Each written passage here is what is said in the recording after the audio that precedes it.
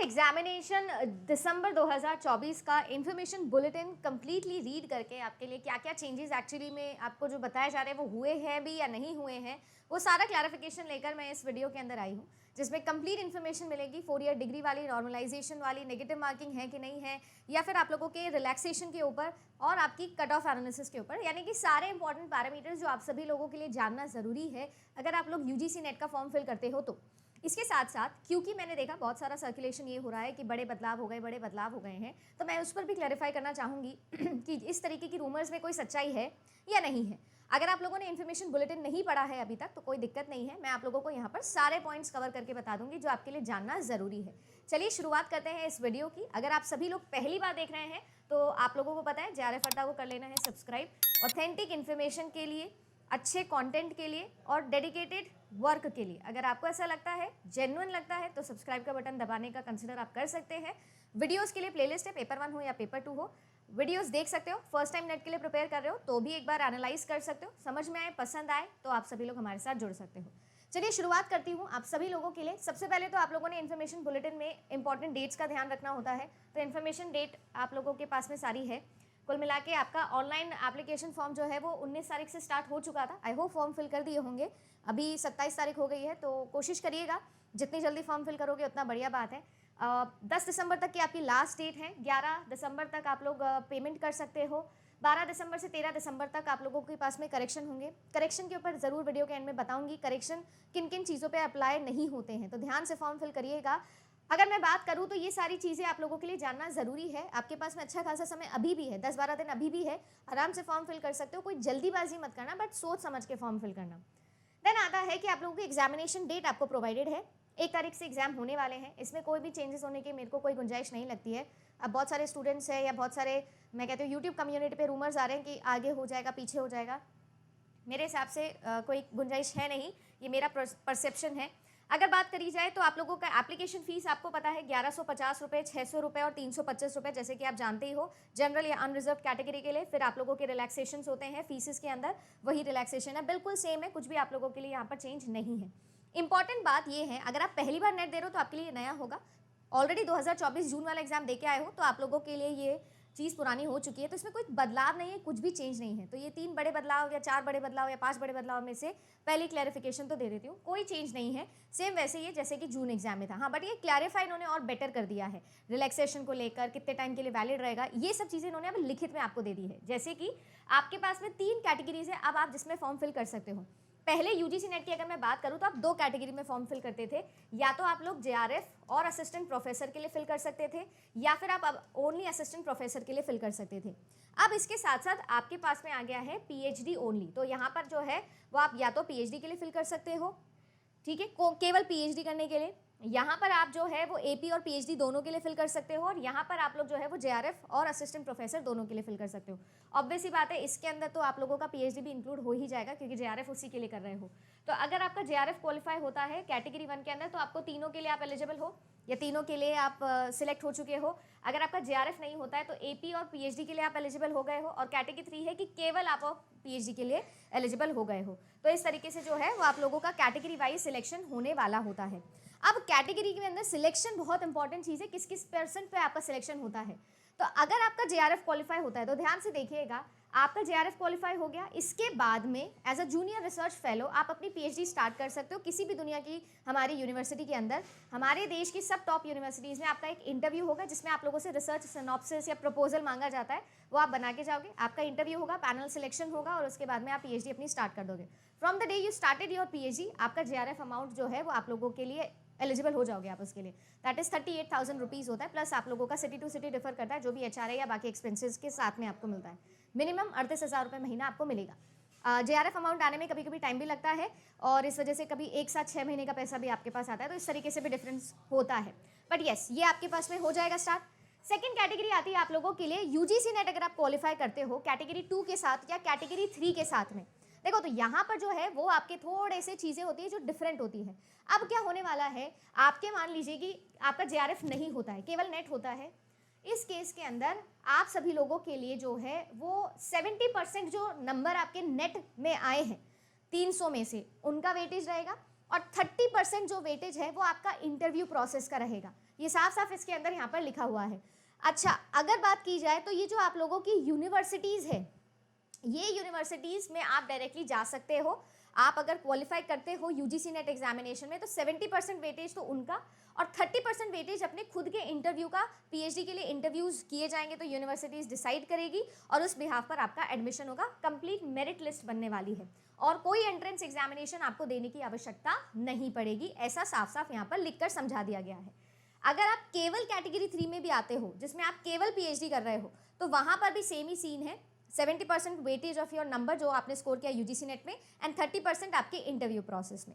अब यहाँ पर आता है कि पीरियड ऑफ वैलिडिटी कितनी है। तो ध्यान दीजिएगा, अगर आपका जेआरएफ होता है तो जिस दिन आपका जेआरएफ हुआ है उसके अगले 3 साल तक, चाहे किसी भी कैटेगरी से आप बिलोंग करते हो, 3 साल तक आपका जेआरएफ का स्कोर वैलिड होता है। आप 3 साल के अंदर अंदर पीएचडी में एडमिशन लोगे तो आपको और कुछ दिखाने की जरूरत नहीं है, डायरेक्टली आपका जो जेआरएफ है उसके थ्रू आपका एडमिशन हो जाएगा। अगर आप सभी लोग नेट क्वालिफाई करते हो या ओनली पीएचडी क्वालिफाई करते हो, यानी कैटेगरी 2 और कैटेगरी 3 में सिलेक्ट होते हो, दोनों ही केसेस में आपका स्कोर सिर्फ 1 साल के लिए वैलिड होगा पीएचडी एंट्रेंस के लिए। Once a NET always a NET. एक बार नेट क्वालिफाई कर लिया तो असिस्टेंट प्रोफेसर के लिए जिंदगी भर रहोगे वैलिड, एलिजिबल। बट अगर आप उस सर्टिफिकेशन के साथ पीएचडी में एडमिशन लेना चाहते हो तो सिर्फ 1 साल के लिए आप उस स्कोर का इस्तेमाल कर सकते हो।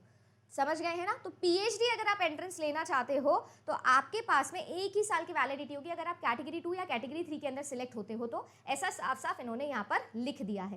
Category 2 and category 3 only 1 year PhD admission के लिए। इसका मतलब ये नहीं है कि नेट 1 साल के लिए वैलिड है, तो आपको ये गलत बताया जा रहा है। ऐसा नहीं है कि नेट 1 ही साल के लिए वैलिड है, तो ध्यान दीजिएगा। नेक्स्ट आता है, कुछ इंपॉर्टेंट चीज़ें हैं कि जो आपके कैंडिडेट्स का सिलेक्शन है फेलोशिप्स के लिए, जो कि आपकी ये सारी फेलोशिप्स होती है ना, ये सारी fellowships social justice and empowerment ministry के द्वारा दी जाएगी, यूजीसी के द्वारा नहीं दी जाएगी। इन्होंने साफ साफ बता दिया है। तो आपका एनएफएससी यानी national fellowship for scheduled caste students हो गया, अदर बैकवर्ड क्लासेस हो गया या पर्सन विद डिसेबिलिटीज़ हो गया, इन सबको जो सोशल जस्टिस एंड एम्पावरमेंट वाली मिनिस्ट्री जो है वो आपकी पूरी की पूरी सिलेक्शन कैंडिडेट को सारे के सारे अमाउंट देने वाली है, ऐसा इन्होंने क्लैरिफाई किया है। अब बात आती है आप लोगों का एग्जामिनेशन पैटर्न में कोई चेंज नहीं है, बिल्कुल सेम है। वही 50 क्वेश्चन, वही यहाँ पर 100 क्वेश्चन, टोटल 150, 300 नंबर, 3 घंटे का समय, बिना किसी ब्रेक के, कोई इशू नहीं है। मीडियम की अगर मैं बात करूँ तो ध्यान दीजिएगा, इंग्लिश हिंदी में आता है, हर बार जैसे होता है वैसा ही है। हाँ, अब इन्होंने फिर से एक चीज़ में कन्फ्यूजन क्रिएट कर दिया है। इन्होंने कहा है कि अगर आपने ऑप्शन अपना चूज़ कर लिया है, उस ऑप्शन में आप कोई चेंज नहीं कर सकते हो। While filling your examination form application, आपने जो लैंग्वेज प्रेफर किया है उसी लैंग्वेज के अंदर ऑप्शन जो है वो आपको दिखाए जाएंगे और ऑप्शन के अंदर कोई भी चेंज आपको एक्सरसाइज करना अलाउ नहीं किया जाएगा, ये इन्होंने यहाँ लिख दिया है। तो अब मुझे नहीं पता है, क्योंकि ये हर बार ऐसा कन्फ्यूजन क्रिएट करते हैं और बोल देते हैं कि हम तो सिर्फ, आपने हिंदी चूज़ किया तो केवल हिंदी दिखेगा, आपने इंग्लिश चूज़ किया तो केवल इंग्लिश दिखेगा, आप स्विच नहीं कर सकते हो, ऐसा इसमें लिखा हुआ है। हर बार ऐसा होता है और हर बार हम कुछ अलग ही देखते हैं तो वो प्रैक्टिकली कुछ अलग हो जाता है। बट स्टिल आप भाई अपना मीडियम वही चूज़ करिएगा जिसमें आपने पढ़ाई करी है। आपने इंग्लिश में पढ़ाई करी तो इंग्लिश ही चूज़ करना, हिंदी में पढ़ाई करी तो हिंदी चूज़ करना। वैसे तो होता नहीं, बट कुछ कुछ आते हैं, एक दुक्का पता है आपको, एक्सेप्शंस आर ऑलवेज देयर। पढ़ाई पूरी जीवन हिंदी में करिए और इंग्लिश चूज़ कर लेते हैं कि हम इंग्लिश में भी पढ़ पाएँ, तो ऐसा नहीं है भाई, ऐसा प्लीज़ मत करिएगा। जो आपकी लैंग्वेज है वही चूज़ करिएगा। मान लीजिए कोई भी एरर आता है, कोई भी मिसप्रिंट मतलब मिसटाइप कुछ भी हो जाता है, प्रॉब्लम होता है क्योंकि सीबीटी मोड है आपका, तो अगर कोई भी एरर होता है क्वेश्चन के अंदर तो उसका इंग्लिश वाला वर्जन फाइनल माना जाएगा। ये दोबारा से बता दिया गया है। 2 नंबर मिलेंगे आप लोगों को सही आंसर के लिए। कोई नेगेटिव मार्किंग नहीं है, अभी भी दिसंबर में भी कोई नेगेटिव मार्किंग इंट्रोड्यूस नहीं हुई है। सिलेबस के अंदर कोई चेंज नहीं हुआ है, कुछ भी नहीं हुआ है, कोई बदलाव नहीं है, फालतू बात है ये सब। अब बात आती है आप लोगों के लिए, अगर हम लोग बात करें कि आपकी सबसे इंपॉर्टेंट चीज़ नॉर्मलाइजेशन होगी कि नहीं होगी, फिर आती है इंपॉर्टेंट चीज़ कि यहाँ पर जो है वो आप लोगों के इमेजिन करिएगा कोई ऐसा क्वेश्चन है जिसका आंसर एनटीए के द्वारा गलत दिया गया है, तो वो क्वेश्चन ड्रॉप हो जाता है। या फिर मान लीजिएगा एक से ज़्यादा ऑप्शन अगर गलत है या सही है, इस तरीके से कि एक से ज़्यादा ऑप्शन सही है, इस केस में अगर आपने उस क्वेश्चन को अटेम्प्ट किया है तो वो आपको नंबर मिलेंगे एज बोनस। अगर आपने उस क्वेश्चन को अटेम्प्ट ही नहीं किया है तो आपको उसके नंबर नहीं मिलेंगे। बट क्योंकि यूजुअली यूजीसी नेट एग्जामिनेशन में नेगेटिव मार्किंग नहीं होती है, तो बच्चे सभी क्वेश्चन अटेम्प्ट करके आते हैं, तो इसलिए सबको नंबर मिल जाते हैं, तो वो कहलाता है कि अच्छा बोनस हो गया, बोनस हो गया। बट एक्चुअली में बोनस नंबर उसी बच्चे को मिलते हैं, या अगर एनटीए की साइड से कोई भी मिस्टेक हुई है तो वो उसी को बोनस नंबर देता है जिसने उस क्वेश्चन को अटेम्प्ट किया था at the time of the examination. ये इन्होंने फिर से क्लैरिफाई कर दिया है, इस पर मैंने अलग से एक वीडियो भी बनाया है। अब आती है बात एलिजिबिलिटी क्राइटेरिया की। अगर आपकी मास्टर्स डिग्री है तो आप 100% एलिजिबल हो, आपने अपना मास्टर्स स्टार्ट किया है तो भी आप एलिजिबल हो। अगर आप सभी लोगों का पोस्ट ग्रेजुएशन स्टार्ट नहीं हुआ है, आप अपने फाइनल सेमेस्टर का रिजल्ट लेके बैठे हो ग्रेजुएशन का, तो आप इस फॉर्म को फिल नहीं कर सकते हो। बट येस, मैं आपको फिर बोलूँगी, आप लोग अगर अपने पहले सेमेस्टर में भी हो, पहले साल में भी हो, पहले महीने में भी हो पोस्ट ग्रेजुएशन के, तो भी फॉर्म फिल कर देना। आपको एनटीए के द्वारा या यूजीसी के द्वारा 2 साल का समय मिलता है आपके पोस्ट ग्रेजुएशन को कंप्लीट करने का। अब यहाँ पर एलिजिबिलिटी क्राइटेरिया की मैं बात करूँ तो थोड़े बहुत रिलैक्सेशन परसेंटेज में मिलते हैं। 55% जनरल कैटेगरी का है, 50% आपके आने चाहिए एग्रीगेट आपके पोस्ट ग्रेजुएशन में, तब जाके आपके ये जो बाकी सारे हमारे कास्ट है, रिजर्व कैटेगरीज है, उन सबको जो है वो रिजर्वेशन मिलता है। अब बात आती है, अगर आप सभी लोग इमेजिन करिएगा कि आपने 4 साल की डिग्री करी है, देखो पोस्ट ग्रेजुएशन परसुइंग का मैंने आप लोगों को बता ही दिया क्या है कैसा है ना। अब बात आती है कि मान लीजिए आप अपनी मास्टर्स डिग्री शुरू किए हो, आज मैंने अपना पोस्ट ग्रेजुएशन स्टार्ट किया है और मैं कैटेगरी 2 या कैटेगरी 3 के अंदर क्वालिफाई होती हूँ इस बारी यूजीसी नेट एग्जाम में, जेआरएफ नहीं हुआ है, कैटेगरी 2 और कैटेगरी 3 यानी कि ओनली एपी, ओनली पीएचडी या फिर केवल ओनली पीएचडी कैटेगरी में मैं हुई हूँ। 1 साल के अंदर अंदर आपको अपना मास्टर्स कंप्लीट करना पड़ेगा, ये लिखा हुआ है इसके अंदर। तो हर जगह ओनली पीएचडी या पीएचडी एडमिशन के लिए आपको हमेशा याद रखना है कि आपको 1 ही साल का समय मिलेगा, 1 ही साल के लिए वो स्कोर वैलिड होगा। वेयर एज अगर जेआरएफ है तो आपके पास 3 साल के लिए स्कोर वैलिड रहता है। और अगर आप लोगों को ऐसा है कि आपका जेआरएफ क्वालिफाई हो जाता है पोस्ट ग्रेजुएशन के पहले सेमेस्टर में हो, तो 2 साल का समय मिलेगा अपना पीजी कंप्लीट करने के लिए। तो ये जो कंफ्यूजन है इसको दूर कर दिया है। क्वालिफाई अगर करते हो कैटेगरी 2 और कैटेगरी 3 के अंदर, तो आप सभी लोगों को ओनली एंड ओनली पीएचडी वाली कैटेगरी को देखते हुए सिर्फ और सिर्फ 1 साल का समय मिलेगा अपना पोस्ट ग्रेजुएशन कंप्लीट करने के लिए। यानी अगर आप अपने फाइनल सेमेस्टर के अंदर हो तो ही आप सभी लोग जो है वो फॉर्म फिल करिएगा। नेक्स्ट आता है, अगर आप ऑलरेडी पीएचडी होल्डर हो, आपके पास में आपने पीएचडी कंप्लीट करी हुई है, तो आप सभी लोग जो है उसके लिए एलिजिबल हो, टोटली आप लोग एलिजिबल हो, आपको कोई दिक्कत नहीं है, आप डायरेक्टली नेट के अंदर फिल कर सकते हो। अब बात आती है कि अगर मान लीजिए आप लोगों का पोस्ट ग्रेजुएशन में जो सब्जेक्ट है आपने उसके लिए फॉर्म फिल करा नहीं है नेट के अंदर, तो आपका नेट ऐसा नहीं माना जा रहा है। आपका जो पोस्ट ग्रेजुएशन में सब्जेक्ट था उसी सब्जेक्ट से आप लोगों को नेट का फॉर्म फिल करना है। मान लीजिए कि मैम मेरा ऐसा कोई पोस्ट ग्रेजुएशन था जिसकी लिस्टिंग 85 सब्जेक्ट्स में नहीं है पूरे के पूरे एनटीए के, अगर ऐसा कोई प्रॉब्लम आपके साथ में है तब आप लोग रिलेटेड कोई सब्जेक्ट जो है उसके अंदर फॉर्म फिल कर सकते हो। अदरवाइज अगर आपका सब्जेक्ट लिस्टेड है 85 सब्जेक्ट्स में जिसमें यूजीसी नेट एग्जाम होता है, तो आपको उसी के अंदर फॉर्म फिल करना रहेगा। नेक्स्ट आता है आप लोगों के लिए जो है वो है आपकी 4 साल की डिग्री। ये पहली बार हुआ है और ये न्यू है, तो इसमें बहुत सारे कन्फ्यूजन्स होते हैं, तो वो क्लियर कर देती हूँ। सबसे पहले तो अगर आपने इंजीनियरिंग करी है या 4 साल की कोई भी डिग्री करी है, 4 साल की डिग्री के साथ में भी अब आप यूजीसी नेट का फॉर्म फिल कर सकते हो। 8 सेमेस्टर मिनिमम उसमें होनी चाहिए, या जैसे लॉ की डिग्री होती है 5 साल की, तो आप 4 साल की डिग्री या उसके बियॉन्ड अगर किए हो तो आप डायरेक्टली फॉर्म फिल कर सकते हो। You do not require a post graduation certification. But ध्यान दे, गौर से सुने, अगर आपकी 4 साल की डिग्री है और आपने नेट क्वालिफाई किया है तो आप सिर्फ और सिर्फ पीएचडी में एडमिशन लेने के लिए एलिजिबल है, आप असिस्टेंट प्रोफेसर नहीं बन सकते। ये क्राइटेरिया 2024 जून में भी था, इसमें भी कोई चेंज नहीं हुआ है, कोई बदलाव नहीं है, सब कुछ बिल्कुल सेम है। तो आप लोगों के पास में 75% एग्रीगेट नंबर आपके होने चाहिए 4 साल की डिग्री में, और आप सभी लोगों को 5% का रिलैक्सेशन मिलेगा अगर आप लोग रिजर्व कैटेगरी को बिलोंग करते हो।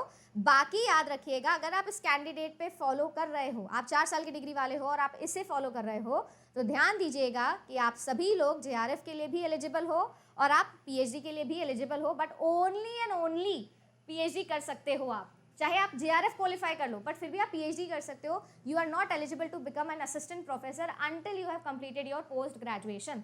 अगर आपका जेआरएफ हो जाता है 4 साल की डिग्री के बाद में, तो आपके पास में समय है, पोस्ट ग्रेजुएशन कर लो तो आपको जेआरएफ भी मिल जाएगा और आप नेट के लिए भी एलिजिबल हो जाओगे। ओनली पीएचडी के साथ में ऐसा है, 1 साल के अंदर अंदर आपको पोस्ट ग्रेजुएशन कंप्लीट करना पड़ेगा, तो आप असिस्टेंट प्रोफेसर के लिए भी एलिजिबल हो जाओगे। सो कुल मिला के बात ऐसी है, if you want to become an assistant professor you have to do your post graduation, ये बात है।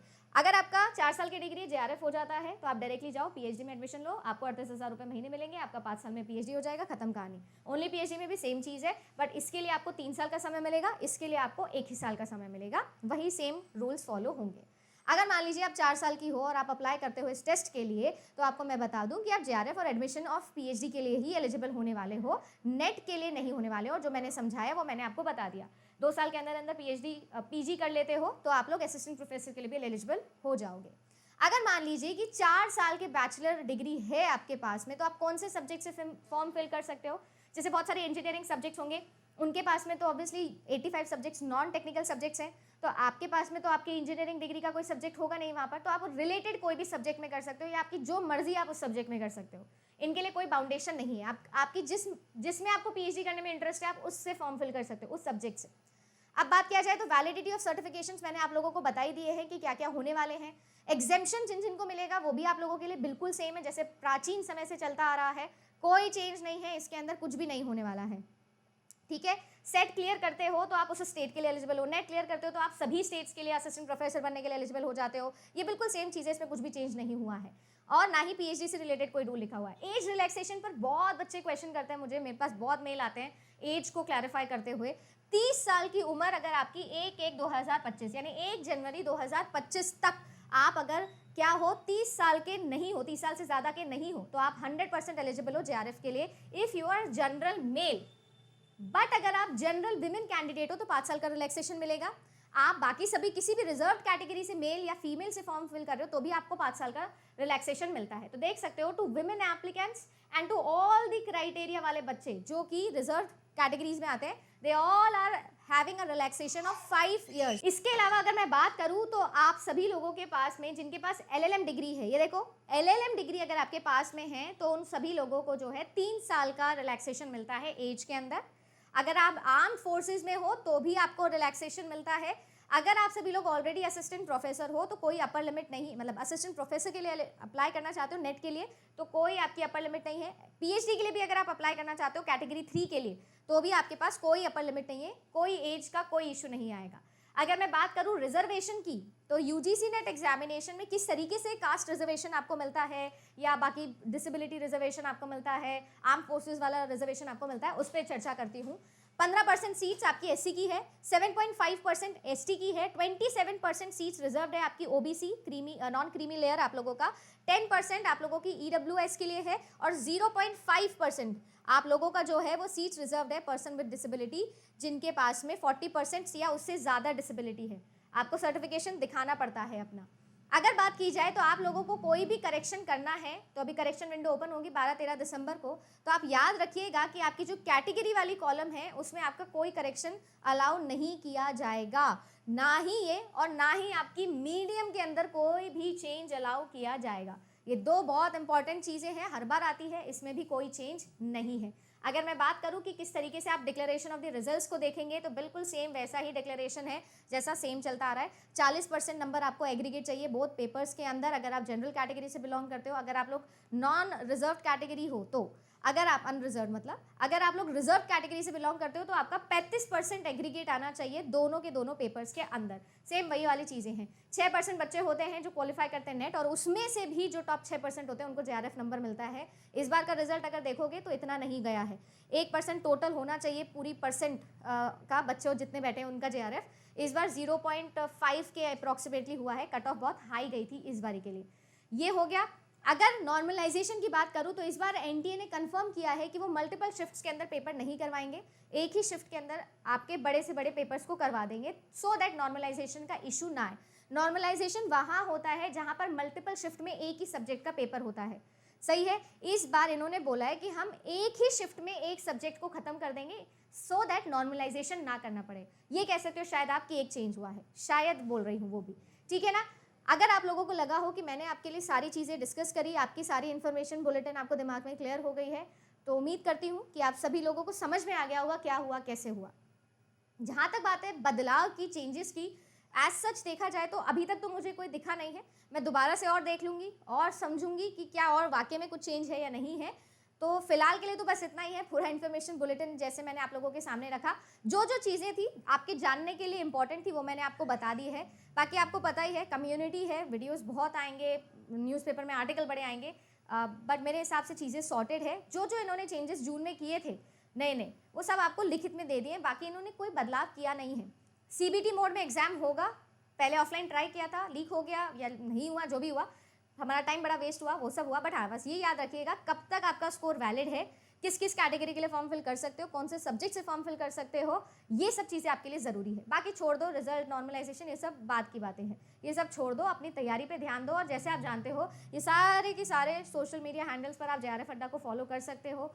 Aditi_JRF अड्डा पे आप मुझे भी पर्सनली टेलीग्राम पे या फिर इंस्टाग्राम पे फॉलो कर सकते हो। आप सब लोगों के लिए डेली सुबह 8 बजे वीडियो लेके आती हूँ। पेपर 1 का 10 मिनट सीरीज़ है, देखना चाहो देख लेना। पेपर 1 में हेल्प मिल जाएगी, पूरी प्लेलिस्ट है यूनिट वाइज पेपर 1 और मेरा पेपर 2 कंप्यूटर साइंस की।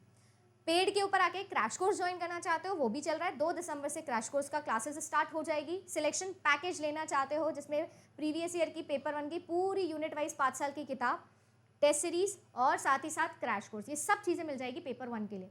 पेपर 1 है जो JRF रोकता है, तो ध्यान दे दीजिएगा। 30 दिन है, मज़े से पढ़ते हैं। आपके लिए जो है वो मैराथन जो है, वो सारी की सारी मैराथन्स आप लोगों के लिए चैनल पर आने ही लग जाएगी।